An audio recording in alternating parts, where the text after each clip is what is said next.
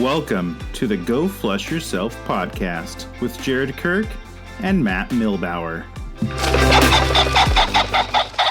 Hey everyone, welcome to another episode of the Go Flush Yourself podcast. As usual, I am Matt with Jared.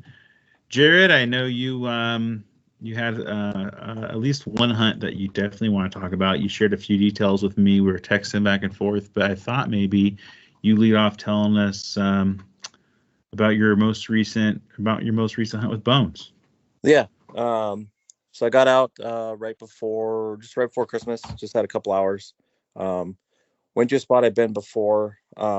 Just trying to get him out. It's been a while since I've been really been out and stuff. And so, anyways, we went out and ended up hearing a couple of roosters, which I thought was pretty good. And kind of pegged where I thought they might be at.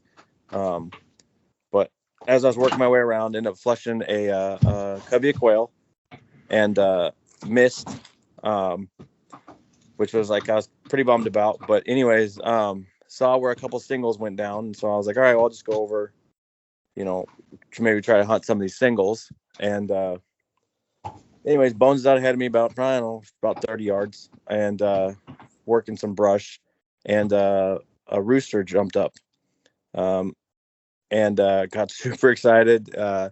Anyways, ended up shooting him and dropped him, and then immediately ran over to where because I could tell I probably just broke a wing based on how he was hit and I didn't have enough time to hit him again. So ran over to where he was, where I saw him fall. Bones is kind of working in the same general area, and couldn't find the bird. And it was really thick, kind of cattail, really tight brush. And I found feathers and, started doing a grid pattern. So you probably couldn't have gone super far, working my way around, trying to find this thing. Bones is doing his thing, trying to find the bird too. And, probably about 10 minutes of looking for his bird. And I'm like, I cannot find this thing. Starting to get that kind of bad feeling, pit of your stomach kind of stuff. Man, where could this bird gone? Starting again, went back to where I shot the bird, kind of visualized where I saw it drop. I was like, all right, trying to figure out where this thing would have gone. And while I'm doing that, Bones is still kind of doing his own thing. And then I just hear him start yipping. He starts barking a little bit, and I'm just like, and then I just hear him start running. And I'm like, what is he doing? And then I'm like, oh, I think he's chasing this pheasant. And he's running through the brush. I can't see him. And I'm like, this just turned into a rabbit hunt. So I'm running behind him, trying to figure out where this dog is at, where this pheasant's going, just trying to see if I can put myself in position and maybe see if I could hit the pheasant again while, Bones is chasing it. Because he's running through these little cattails, and Bones is still, he's small, so I can't see where he's at. He's running through where the pheasant, those little pheasant tunnels and stuff. Oh yeah. With this bird. So anyways, I'm running around, and then it kind of goes quiet, and I'm like, uh-oh. And I was like, this bird is a pretty big bird. And I'm like, I don't want Bones to, get in a fight with a rooster and just start getting spurred and stuff like that, And I just look over and I see this little brush just going back and forth, kind of crazy. And I'm like, all right, well, he's probably over there. So I run over there, and lo and behold, Bones is jumped on the back of this rooster and has its neck in its mouth. Oh my God.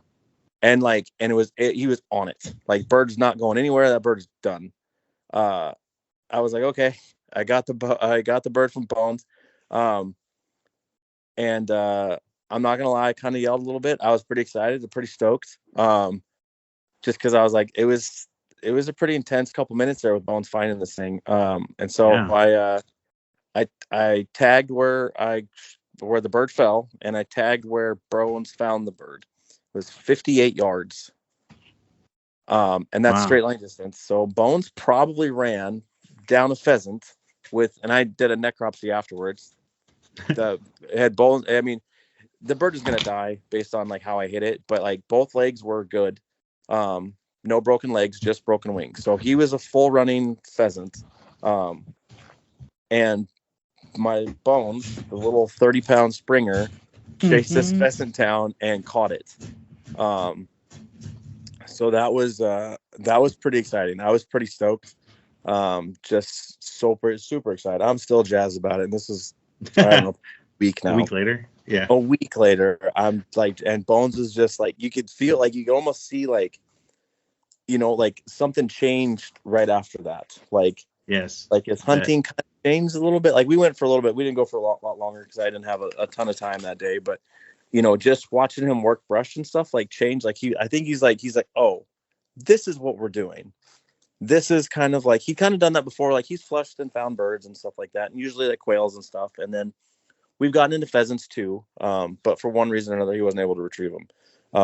They got in the water or something like that. Right. But this one was like, this was 100% him. This was him. He flushed it. Like he found it. I was like, all I did was I was the assist.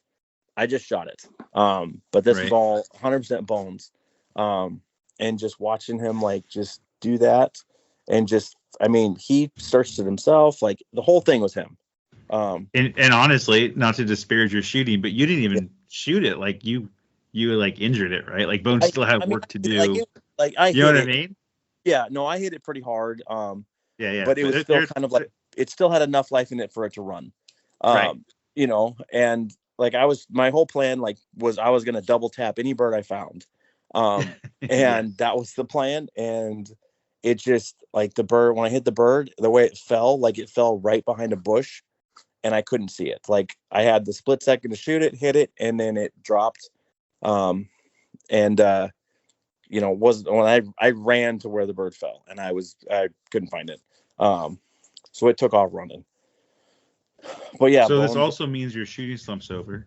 Yes, that was also pretty exciting. But like, that was the one part. It was like, I was like, dude, I just hit a bird and I can't find it. I'm like, that still doesn't count. Like that doesn't count. Yeah, you got to finish it. Yeah, I got to finish it. What gun did you have? I had my 870. Nice. I was shooting 3-inch number 3s, which is kind of my go-to, or my, like, I guess my backup load. I guess, since I've always had pretty good luck with it, and it did pretty good today, like that day too. It's just, I think the bird was probably a good 40-ish yards out there, so I mean it was pretty decent range. Yeah. But no, it was 3-inch 3s, steel. Yep. Can't fast steel, I imagine. Yep. Yeah, can't fast steel. Yeah.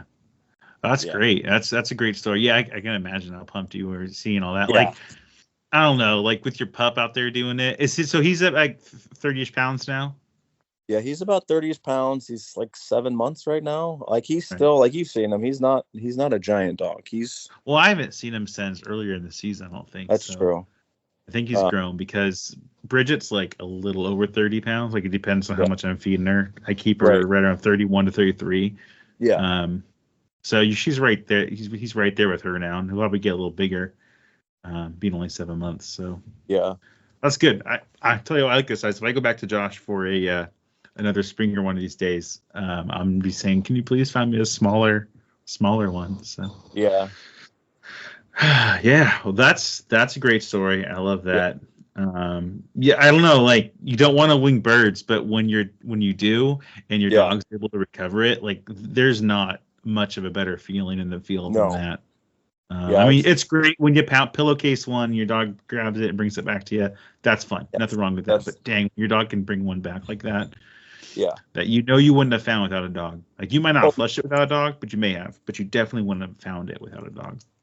Yeah, I know. I mean, this is a place that, like, we've hunted before. It's a pretty hard hit. I mean, not hard hit, but it's hunted quite a bit. I didn't know where this was. I was guessing by the pictures. Was this where we like to go to, like, the third parking spot?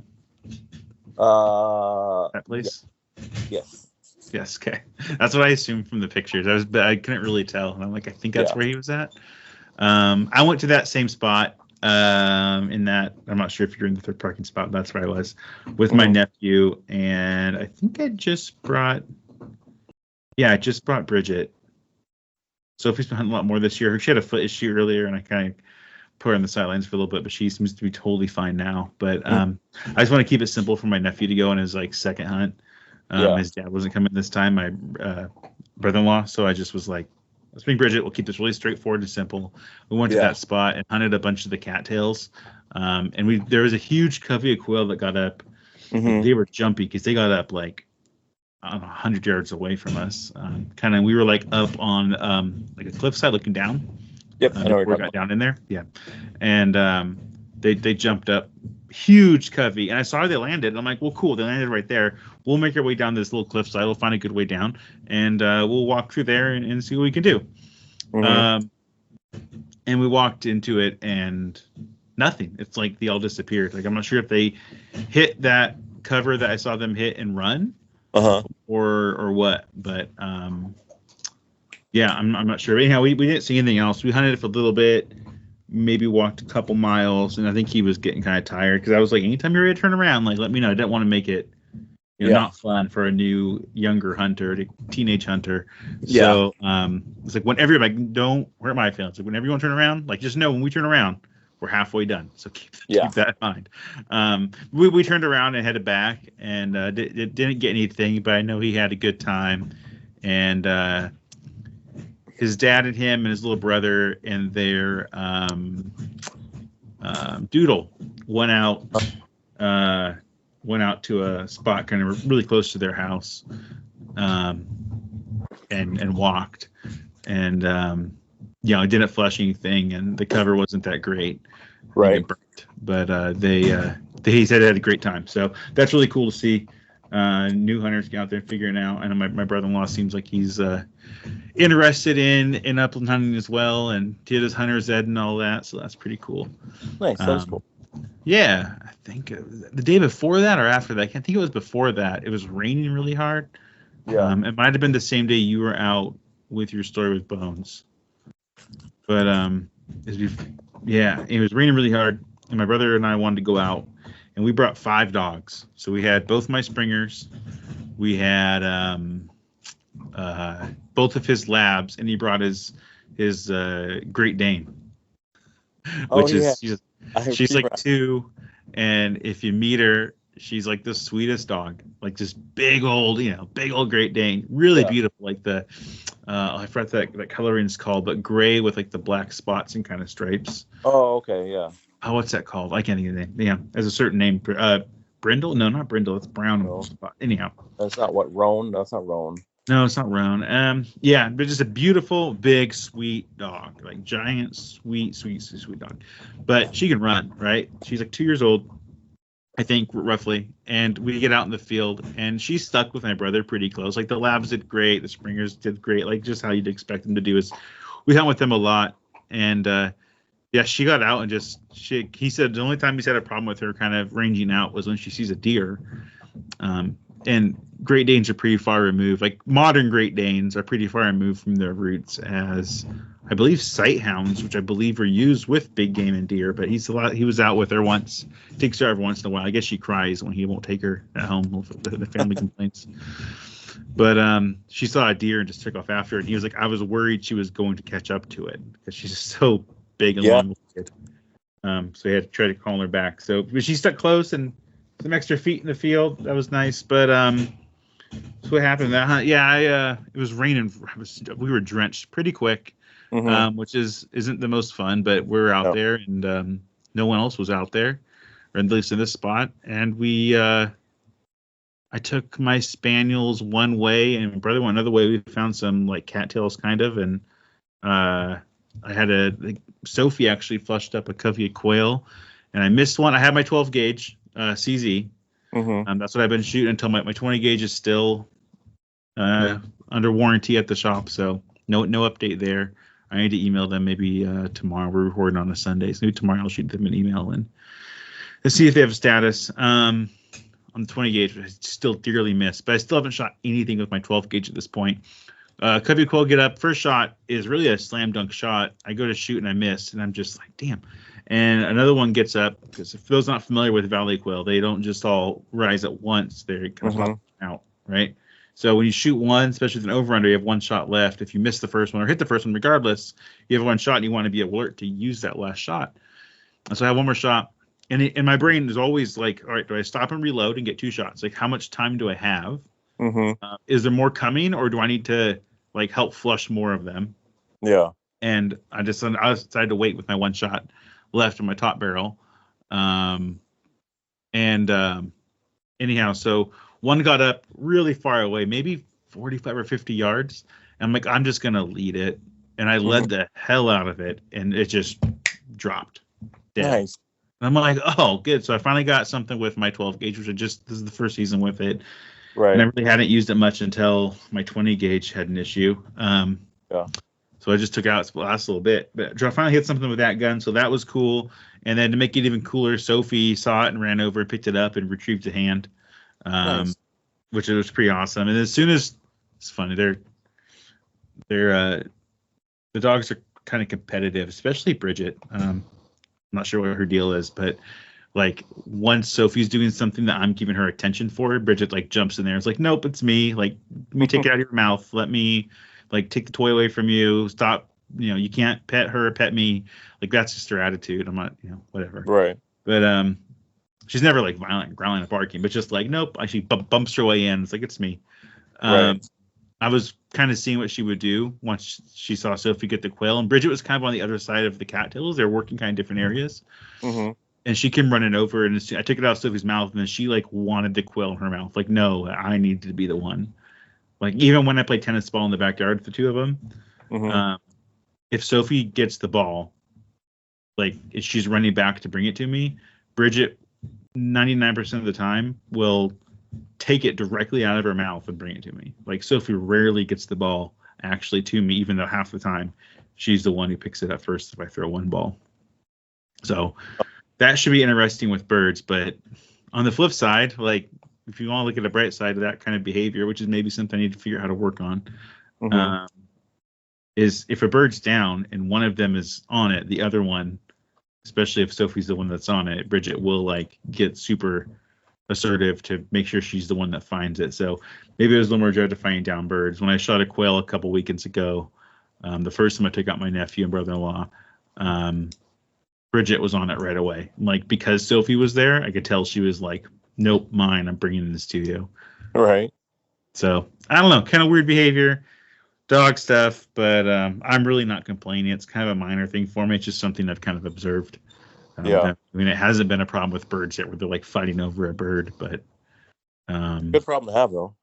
It's not the worst problem. Like as someone who's, I don't want to say just a hunter, because I don't think we're just hunters, like as opposed to trainer dogs, maybe a higher level like trials or testing. But like as a bird hunter, I'm really not, as a meat hunter, I guess I'll say that. Really not too worried about it. Like it hasn't, if it gets to be a problem, it will be. Maybe this summer I'll try to figure out something with the tennis ball. I found I can train a lot of things with a tennis ball that just to modify some behaviors, and then they love chasing the ball so much I can kind of practice that behavior. So maybe there's something there with like I just brought up that example of Bridge. I'll have to think about it. Have you done like the marking and stuff like that? With the ball? Where you throw one, like have the dog sit and throw the ball and then have it mark it and then send one dog. Oh, yeah, I have done that this summer. I didn't do it too much, but I did a little bit. Bridget can barely contain herself. Like I really have to have a good hold on her collar. Luckily, she's only 30-something pounds, so I can do that. But like Sophie will sit. Will she hup the whole thing? So see, Bridget's better at hupping because I've done it since she was 8 weeks old, and Sophie had started however old she was when I got her, like 2. So it's really ingrained in Bridget's head. But if Sophie's chasing it, she'll forget all about that. Whereas Sophie isn't as good at hupping. Like it's not her. It's not as innate as it is now in Bridget. But she's more able to let Bridget do something and not feel jealous or whatever it is Bridget's feeling. Mm-hmm. So yeah, that's a good idea. That might be something to do. I was doing one thing where I had to put a dog crate in the backyard and would lock one of the dog crate, have them watch the other one get worked with. Maybe I caused the problem with that, and then switch them. But when Bridget was in the dog crate and I worked with Sophie, she was like losing her mind in there. Right. She wanted to be the one to do all of that. Interesting. Yeah, I guess not a bad problem. She just wants to go work, but it's still kind of a problem. Yeah. It might be. So something I've been thinking about like that, and then retrieving hasn't been right where I want it to be this year. There've been some times where I just haven't seen them pick up the bird. It's the last time, so with the last couple times they have in this season, but earlier in the season, especially with pheasants. Quail really hasn't been a problem, but maybe pheasants are just bigger and just, a little more intimidating. They just haven't been so gung-ho on just grabbing the bird and bringing it to me. They've been like kind of teething it and then grabbing it, or like teething it and I go up and grab it. Right. Once again, I find the bird because they find it, so like great, but Right. that's something I'd like to improve. So that's kind of on my list for off season, as we're roughly a month away from the off season of upland hunting here in Washington State to think about doing. But that's not bad. I have something to work on. Yeah. No, it's nice. It kind of gives you because I think it's kind of, and again, this is my first season and yada yada yada. But like, it seems like your dog backsliding a little bit during the season seems like a pretty normal thing from what I've been looking at. Like a lot of people seem to because your training's not on the forefront anymore. It's your hunting. And so like I think your dog backslides a little bit in behavior and stuff like that, and like things that the dog was initially probably really good at, but because you're just not working with the dog as much, just backslides a little bit by the end of the season. Yeah, the answer to that is probably to work with your dog during the season, but like probably honestly, we just hunt during the season. Like if I'm doing something with my dog, like if it's not just a walk around the neighborhood or something kind of mundane, like we're just hunting. So that's probably why that exists. Yeah. I'm sure there's other hunters that can relate, but if you ask a trainer, but they're like, well, work with them during the season. Why not? Like if you're not hunting that week, you're just at home and you get 15 minutes to do some work. Like, I don't know. Yeah, but I see it the way you said it. It's like sports. Like there's game time and there's practice. In my brain, they don't cross. And I know there's like coaches kind of, there's different perspectives on that and how coaches like you coach during a game or not. Or is the game just the game? It's like taking a test in school. There's no practice. This is the test time. There's no more asking questions. No more using your calculator. No, all that stuff. Right. You gotta do it. We'll see where you're at the next. Then we'll coach from there after. So, I don't know. I think you're on something. That's probably what I'm seeing as well. I also see them get more comfortable with things though as we hunt throughout the season. Like at this point in the season, we're in very, very late December. Some things are just much more automatic. They're so used to it. We've done it so much. Like, I don't even know what like they're. I see them attacking the right cover more often now. Like they've built some patterns about where they're finding birds, and I see them like drawn to certain covers. So, and that's something more difficult. That's probably more difficult to train than like a retrieve or something. True. So, yeah, there's give and take. Yeah, that's good. I mean, it's all stuff you gotta we'll have to figure out on the off season things we notice, things where I really would rather my dog do this or whatever the case may be. So it's it's good. Now we have a starting point for this training season, which is kind of nice. Oh yeah, there's definitely some tasks, some goals to do in the off season, which makes the off season more exciting, right? Now that you have a dog in your first off season with the dog, like post hunting season, like it's kind of exciting to be like, all right, hunting season's done. Instead of just being like, I gotta wait X amount of months until I can go out again. It's like, I got some things to work on that are related that I can now be excited forward to then apply next fall. Yeah. No, it's cool. So since you shot your 12 gauge, what were you using? What was the load? I had Kent Fast Steel 3-inch 4s. And I know it was a really old box because there was a sticker on the box from Sportsman's, and it was $12.97. Okay, yeah. So that was a pretty old box I had laying around. It was the original Kent Fast Steel, not the 2.0 or the Plus or whatever they have now. Right, not the new faster stuff. It was like the original. But gotcha. Yeah, that's what I hit them with. I have a few of those boxes left because I haven't shot 12 in a while. They've been sitting in the ammo case for a while, but might as well use them up. Yeah, that's cool. What did you do anything? Did you because obviously the holidays are over and stuff like that. Did you end up doing anything with your birds? Did you smoke them or doing like that? Oh yeah. Yeah, I smoked all my birds. So I saved up what I had. I wasn't over any possession limits. I'm not that good of a hunter, but I saved up my pheasants and my quail, and I got the Traeger going. some applewood pellets. Set the Traeger to, I think, about 200, and let it. I smoked the quail, so I brined the quail, just a simple like salt and sugar brine, for about 2 hours in the fridge. And then quail breasts are small, so Yeah. And when we ate those, we thought my son and I were eating those, and then I shared them with my in-laws and then my family, and my grandpa got the most of it because he likes it probably more of anyone. Right. But the quail we thought was a little better, and the pheasant, I like to do it overnight, but I get kind of like brine overnight, but I get nervous because when you over brine it, like it's almost inedible when it's that salty, But I brined it for about 3.5, maybe 4 hours. Okay. All the pheasant breasts. Sure. It wasn't enough. It just didn't have that flavor Gotcha. you're looking for.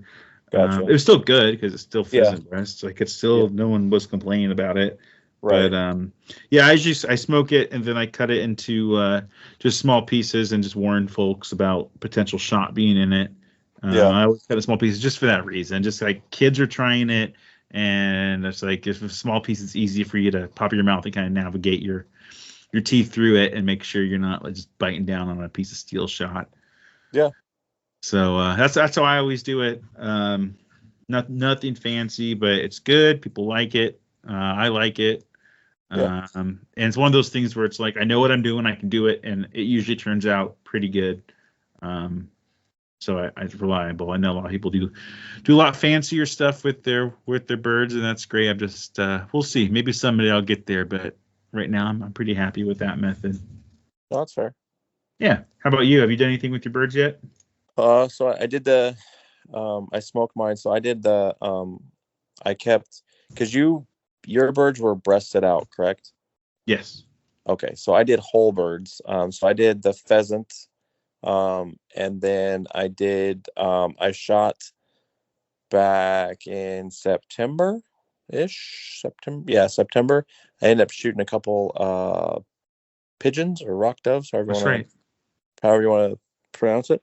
So I did the same. I did a brine. I just did I think I might use less salt than you do. Because I want to say it was like 6 cups water, and then I think it was 4 cups water and a 1/4 cup salt, 1/4 cup brown sugar, and that's it. Okay. I mean, that's not too far off. I do like a gallonish of water. Okay. And like a cup of salt and a cup of sugar. Yeah. Yeah. So we're probably pretty close. But I did the pigeon. Yeah. So I did the pheasant was overnight, and 2 of the 3 pigeons were overnight. And 1 pigeon, I did a test pigeon because I had 3 of them. The day before, and I smoked that one. I think it was 225. And then I just I have like one of those thermometer probe things.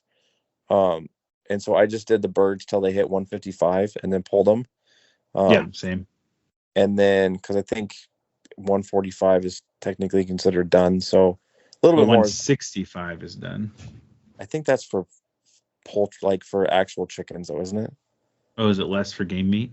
I think it's less for game meat. I think it's 165 still, because you're still trying to kill salmonella. But when you pull it out at 150, 50 or 55, like, and you leave it let it sit, it will cook up to that 165. And like I have a smart probe. I put in the biggest piece and then watch it on my phone, and it will go up and hit that. But if like 155 for like, what is it, like 40 something seconds or something, is equal to that. Like you just need more time at those lower temperatures. Right. And you hit that because usually will hold for a while. Yeah. Yeah. And so I mean, I hit, and the pigeons were decent. I'll say the pigeons were just decent. They weren't sure. It was also early, like there wasn't a lot of fat on them. They were, I mean, they're like a bigger dove, I guess is the best. Does it taste like dove? It kind of does. It has the same kind of, it's the same kind of like the redder kind of meat, Yeah. Like a dove.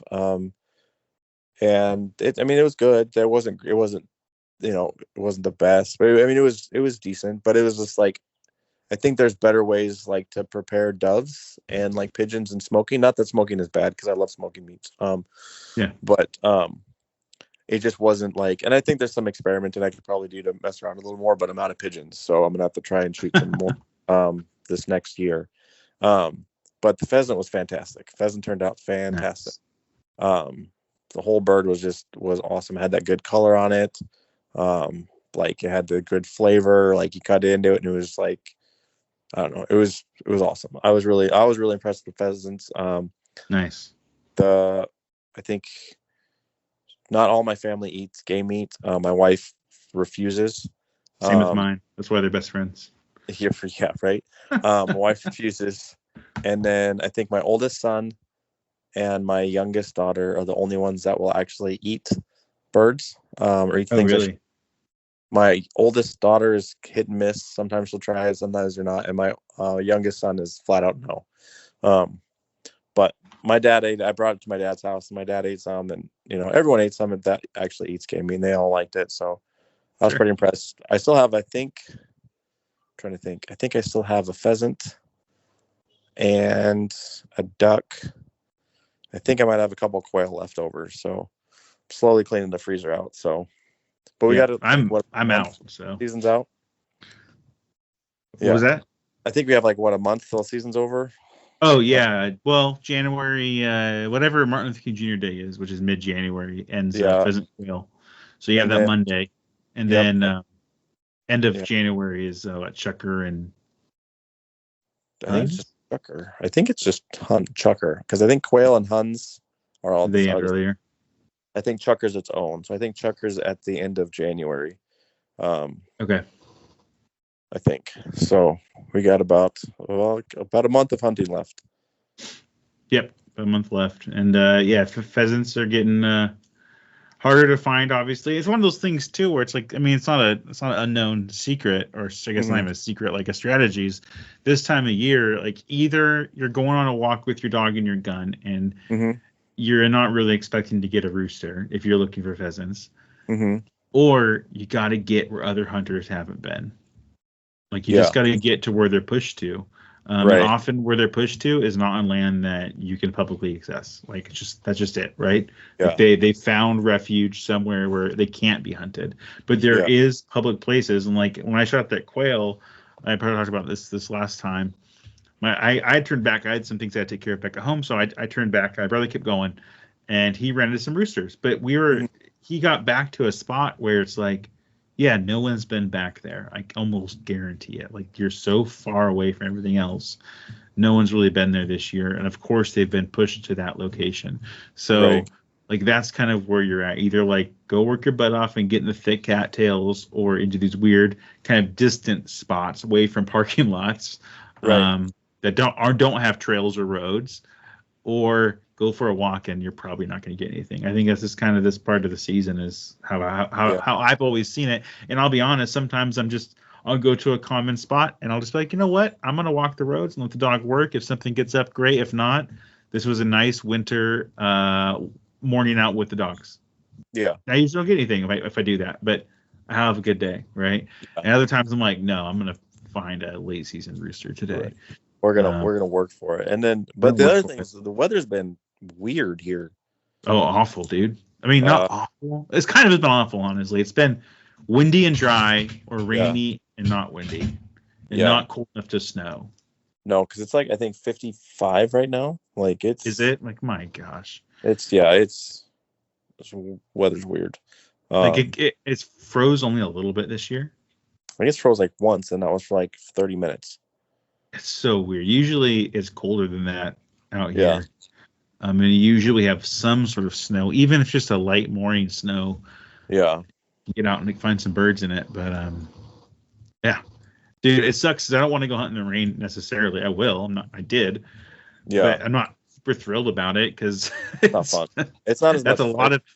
That's a lot of embracing of the suck. That's a little further than I want to do. Like I like to do. I'd rather it not be raining. And the wind, I'll do that, but that's a whole nother beast. Comes with its own problems. Yeah. So it's like I'm not gonna complain. Nature's nature, but it's been weird. To your point, it's been weird. It's been a weird one.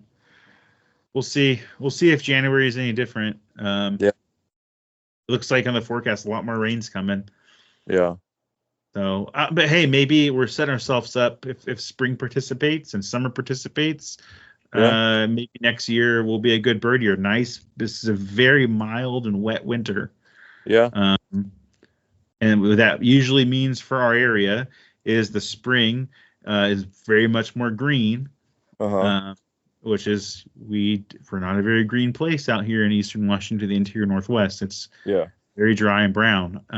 So the spring becomes more green, more insects, better for birds. Obviously, there's other factors there as well to help with bird populations, but that's a good sign. Like the reason I think we have so many birds this year is because we had a mild winter last year as well, and the spring was just wet enough, but not too wet. I don't know if it can even get too wet here where we live, but where we actually had some good bird numbers. Honestly, all animals. I feel like all animals that I've seen, wild animals, their numbers are up. Like raccoons have been everywhere where we don't usually see. They're around, but we don't usually see them. Rats have been around. Like which we never see those here. Or I'm sure they're around, but we never see them or never a problem. I've caught 2 this year in my backyard. Well, I caught 1 and Bridget caught 1, but still counts. It counts. I caught it. My dog. Yeah.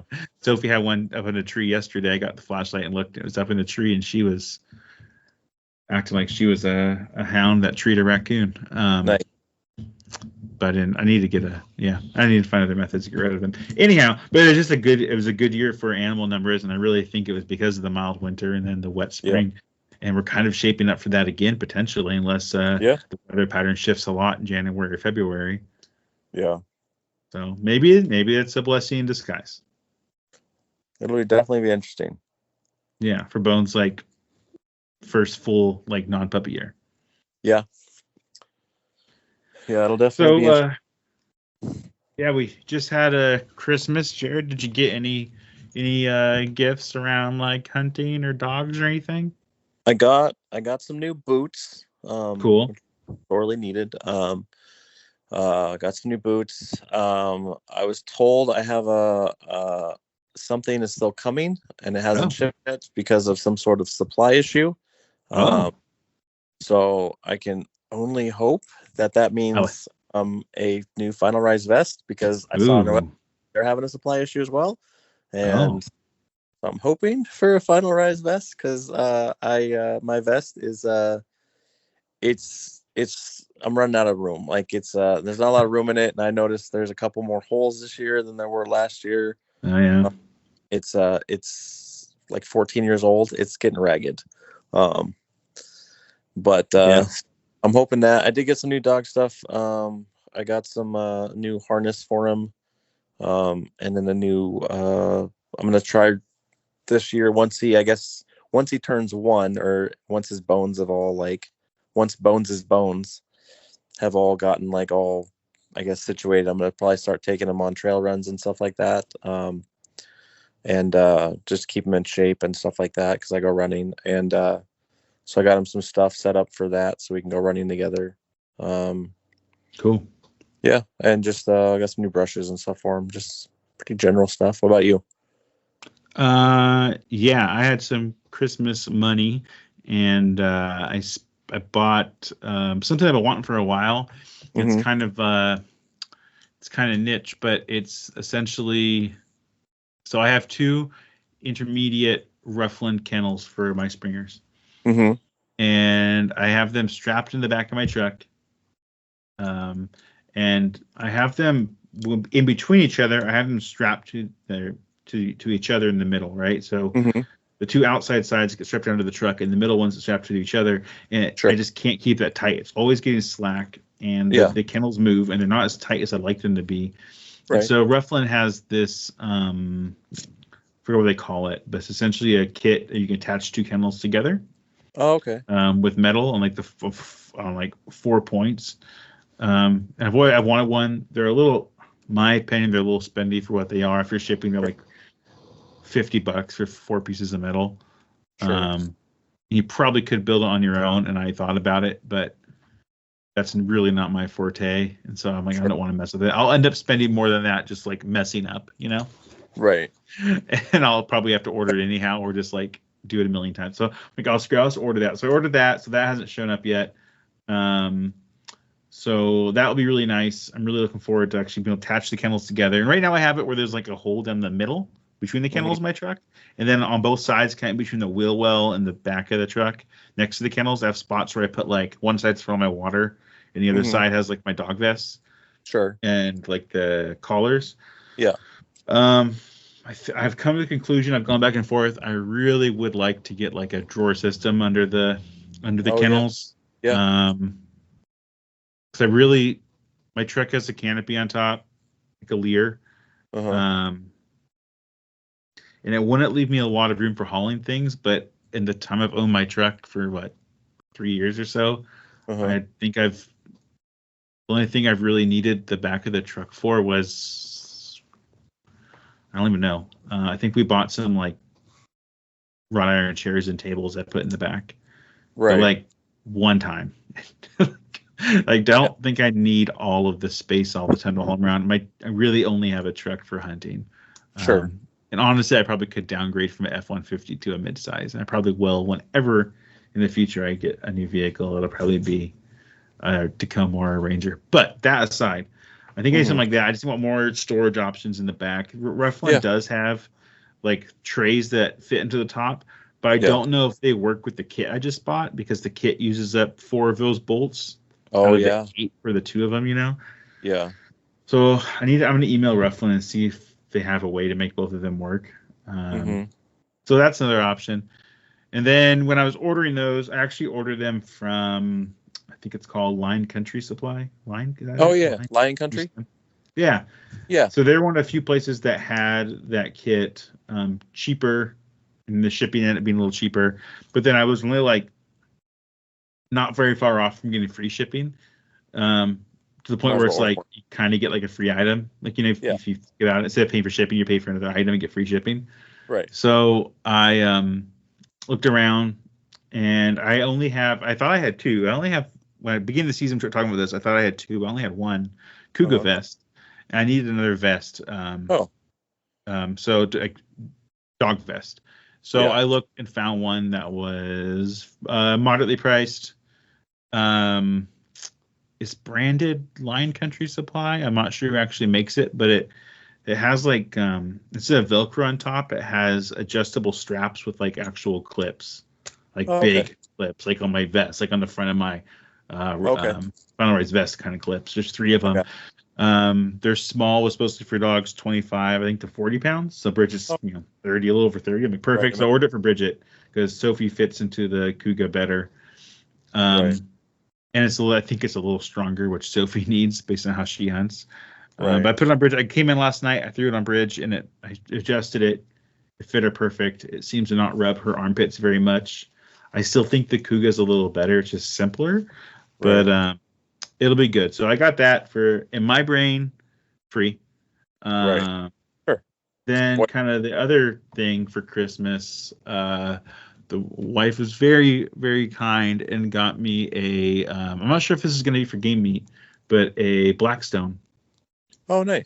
Griddle. Yeah, it's like the big 36-inch. I think she got it at Costco.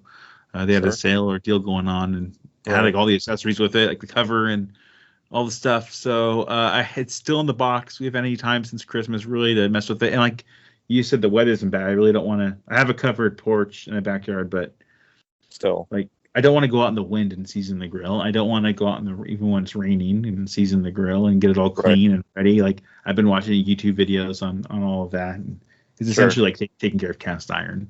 Right. I mean, it is cast iron. So yeah, makes sense. But once the weather's a little nicer, I'm still off work for another week or so. I'm going to get out there and season it and start cooking on it. I love cooking pancakes for the kids weekend morning. So it takes forever because we have a griddle on our stovetop that's like like you can fit 2 pancakes on it. Like, it's nice. It's a gas range, and then it has a built-in griddle in the middle, which is awesome. And it is really useful. I use it all the time.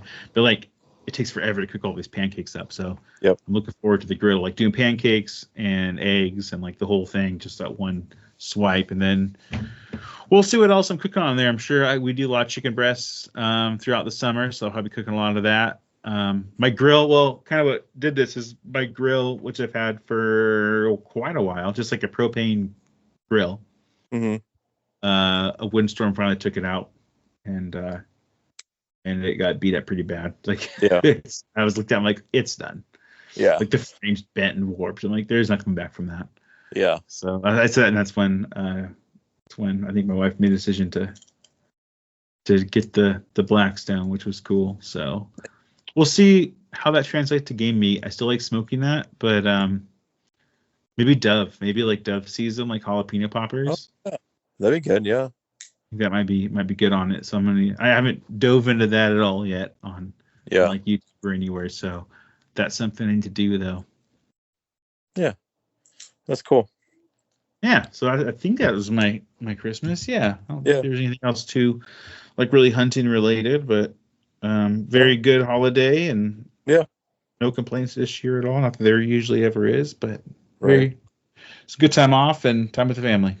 Yeah, that's the important part. Yeah. Yeah. So, Jared. So, what are kind of plans for the rest of the season? I think you and I are talking about going out actually tomorrow, which should be fun. Anything in particular looking for this last month? Are you going to hit up Chucker the last 2 weeks or January? I think I am. I'm gonna just because it's something to try. And I got a couple of spots that look maybe kind of promising from my only Chucker hunted like one time I think before and never saw one brain. So in my mind they're like perfect, but who knows? But yeah, I'm gonna try that. So I'll probably get out at least a couple more times for the end of the season or the main season, and then I'll get out after Chuckers, and then then I guess we'll roll into just working on doing some maintenance for the dog and training him up for this his first full season, which open to go out of state this year. Coming, we're looking at it. We'll start thinking about that too and what that looks like. Plan that out. Trying to go try some different states at least, and then hopefully his first full year as a non-puppy season will be a good one. But I bet it will be, especially if you saw kind of like what you just described earlier. It's like that I think you might have had a little bit of a click there with him, and it sounds that way at least. And I think next season, if you work with him this season, which I'm sure you will, and the next season, he's going to pick up with it, and I think you're going to be very impressed. I remember that season with Bridget, and it was like, wow, what? Like, my God, can't believe I have this dog, because you can find birds, man. Yeah, that'll be exciting. And then I think this year I'm going to spend a little more time on the clay range. Same. Try to hit that a little bit, just to get better. There's no reason not to. Putting in all the work for the dog, I might as well put in some work for myself as well. And hit the clay range a little bit, and I don't know. We'll see about maybe getting a new shotgun this year. We'll see what I can swing. What are you thinking if you do? I haven't decided. I'm still kind of up in the air about it. I got a couple little ideas in my mind. I might go just get another 870. Might go find an older 870 and just completely rebuild it. Who knows? I don't know. I had a couple ideas. We'll see how it goes. But yeah, new shotgun probably wouldn't be the worst. I gotta have a backup. So you gotta have a backup for the backup. And you also need options, right? You need different gauges and situational and different actions. True. So that's true. It's just a must. Yeah, I do have a 20 gauge 870. That I don't think I took out at all this year. So that'll probably get thrown in the rotation next year. And then I don't know. It's the off season, or it's coming up in the off season, so that's when it's time to start thinking about new shotguns and new gear and all sorts of fun stuff for the next season. So I think we had that new Silver Pigeon came out, like a new version of it. I saw that. That's in my mind, and I don't know. Maybe we'll see what happens this year. How many vet bills we have? But our 4 dogs and 1 cat. But we'll see what happens. I don't see any dogs for me this year, like new ones. Nope. I think once these two get older, that will change. But I think I'm good for right now. I think my wife's good with her 2 Yorkies, so I think this is our last cat we'll ever have. So that's Nice. all good there. It's really my son's cat. Yeah. Yeah, that's a whole different story. Anyhow, but a new shotgun maybe. Like I'm toying with. Like we'll see if the funds are there. You know, like I said, there's not a lot of vet trips because what it comes down to. Yeah. You know, there might be a Silver Pigeon or a BR-110 Rosini, and 20 gauge as my main gun, and then back it up with that CZ that hopefully I get back soon. It's just nervous now with, you know, reliability with it. It's really frustrating to not have another 20 gauge. I keep going out, and I'm glad I got a bird with my 12 gauge, and having that distance, maybe having that 12 gauge helped at the distance I shot that bird at. But yeah, I'd rather be carrying a 20 gauge. And thinking of where we're thinking about going tomorrow, I'm like, damn, I have to bring my 12 gauge. This sucks. It doesn't suck, but you know what I'm saying? Like, I really wish I could bring a 20 gauge. But maybe this is when I need to pick up a 28. I don't know. So I'm kicking a few things around. We'll see what happens. Kind of some housekeeping stuff. We do have a few guests scheduled coming up. So Jared, I know I've been doing a lot of these kind of, they're not solo because there's 2 of us, but no interview episodes, and they've been fun during the season. But as the season winds down, we have a couple guests on the books to come on and talk, so that will be fun. Yeah. Talking much more specifically about dogs and certain breeds and that kind of thing. Yeah. So that will be cool. And then I think we need to talk to a few of our guests that I know we wanted to bring back and talk about kind of postseason. Yeah. They can run down their seasons, how they did, hopes and dreams for next season, that kind of thing. So that's kind of what we have in store. Yeah. Is there anything else I missed on that, Jared?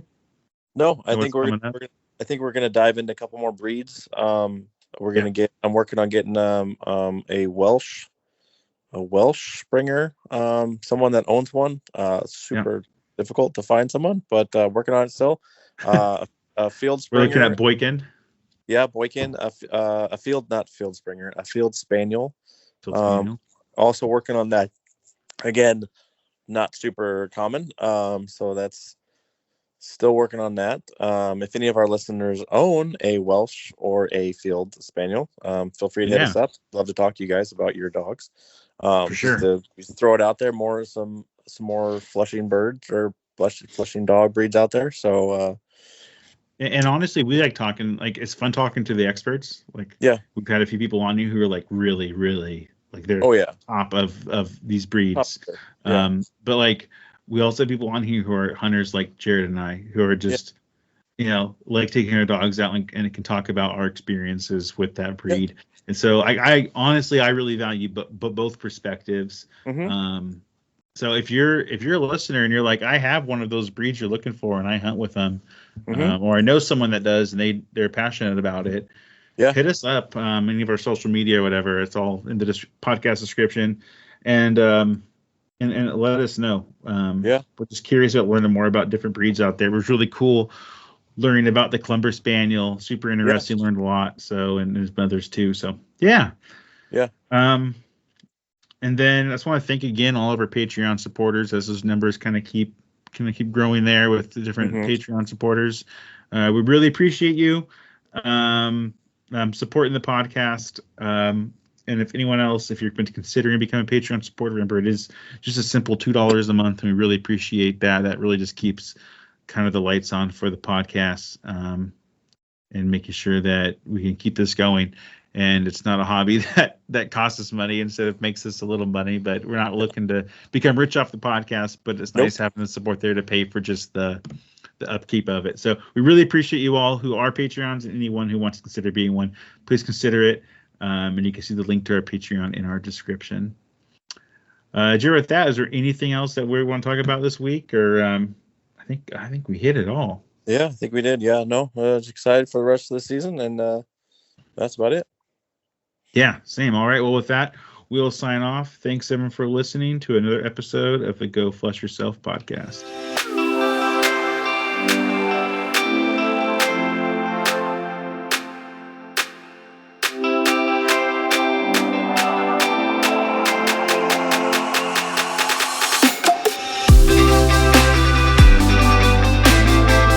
Thank you for listening to another episode of the Go Flush Yourself podcast. Check us out on social media on Instagram, Facebook, and X. We also have a Patreon, where for a $2 a month subscription, you can help keep our podcast on the air. We also have merchandise available. Please check out the podcast description or the Patreon page for links to merchandise.